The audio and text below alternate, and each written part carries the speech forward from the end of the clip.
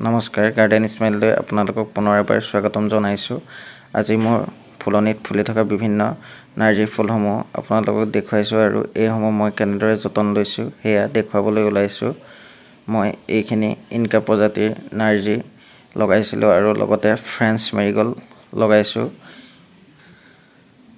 Inca প্ৰজাতিৰ নাৰ্জীসমূহ খুব সৰুতে ফুলা দেখা যায় আৰু এইখিনি মোৰ প্ৰথমবাৰৰ বাবে ফুলিছে আৰু এই প্ৰথমবাৰৰ বাবে ফুলোতে ফুলসমূহ ধুনীয়া ডাঙৰ হোৱা দেখা যায় আৰু দ্বিতীয়বাৰ ফুলখিনি অলপ সৰু হোৱা দেখা যায়।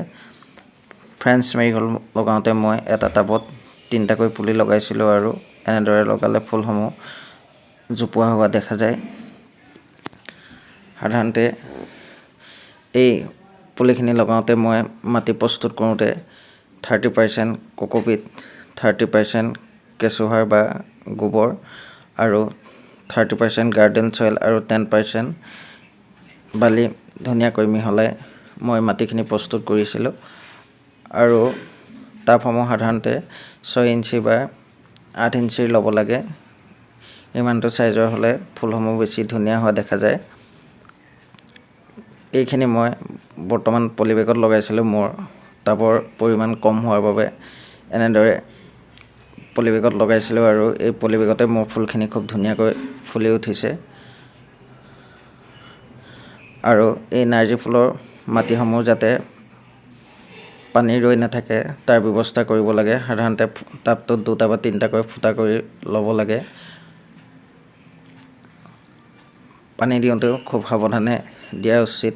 মই ফুলসমূহক মাটিখিনি চাই পানী দিওঁ, খুব জেকি থাকিবলৈ দিব নালাগে আৰু পানীখিনি যাতে মাটিটোত খুব ধুনীয়াকৈ ওলাই যায় সেই কথাখিনি লক্ষ্য ৰাখিব লাগে।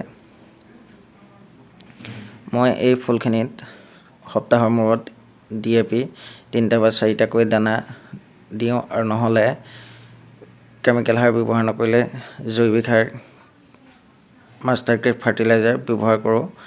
মই বিশেষকৈ ফুলসমূহত মাষ্টাৰ ক্ৰেক ফাৰ্টিলাইজাৰ বেছিকৈ ব্যৱহাৰ কৰোঁ। যদিহে মাষ্টাৰ ক্ৰেক ফাৰ্টিলাইজাৰ ব্যৱহাৰ কৰা নহয় তেতিয়াহ'লে মই DAP দানা ব্যৱহাৰ কৰোঁ।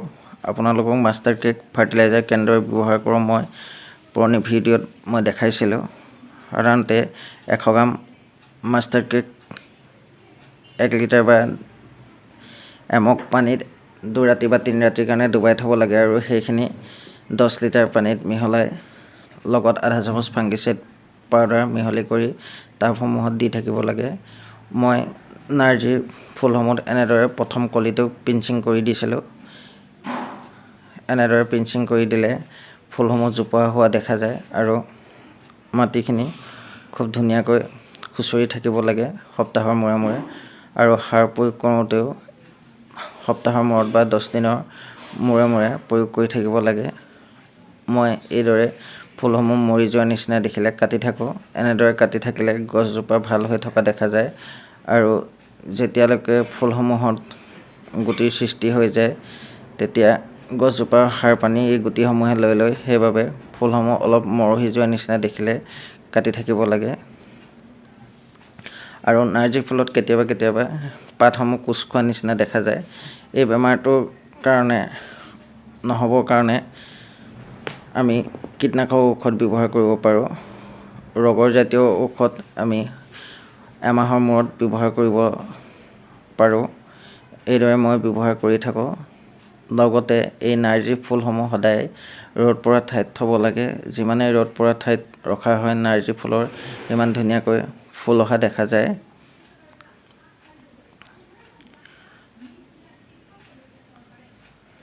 আৰু নাৰ্জী ফুলত পানীৰ পৰিমাণটো সদায় সঠিক হৈ দিব লাগে। বহুত বেছি মাটিটো শুকাই যাবলৈ দিব নালাগে। মাটিটো শুকাই যোৱা দেখিলে গছসমূহৰ পাতবোৰ হালধীয়া ৰঙৰ হৈ যোৱা নিচিনা দেখা যায় আৰু গছজোপাহঁত অলপ বেয়া হোৱা দেখা যায়। এয়া মোৰ আপোনালোকে গছবোৰ দেখিছেই খুব ধুনীয়াকৈ ফুলসমূহ ফুলিছে আৰু স্বাস্থ্যটো ভাল হৈ আছে। এনেদৰে মই কোৱাৰ ধৰণে আপোনালোকে এইদৰে নাৰ্জী ফুলসমূহ যতন লৈ খুব ধুনীয়াকৈ ফুলাব পাৰিব আৰু মই এনেদৰে যতন লৈ ফুলাই থাকোঁ। ফ্ৰেঞ্চ মেৰিগ'ল্ড ফুলটো বাৰিষা কালতো ফুলা যায় আৰু এই ফুলটো বাৰিষা কালত গুটিসমূহ পচাই থাকিলে হোৱা দেখা যায় আৰু আপোনালোকেও গুটিসমূহ পচাই আকৌ নতুনকৈ পুলি গজুৱাই 12 মাহে এই ফুলটো ফুলাব পাৰিব। ইনকা প্ৰজাতিৰ পুলিটো সাধাৰণতে শীতকালত হোৱা দেখা যায়। যিমানে ঠাণ্ডা নামি আহে এই ফুলসমূহ সিমানেই ভাল হৈ আহে। যেতিয়া গৰম পৰিবলৈ আৰম্ভ কৰে তেতিয়া ফুলসমূহৰ ভাল হোৱা দেখা নাযায়। ধন্যবাদ।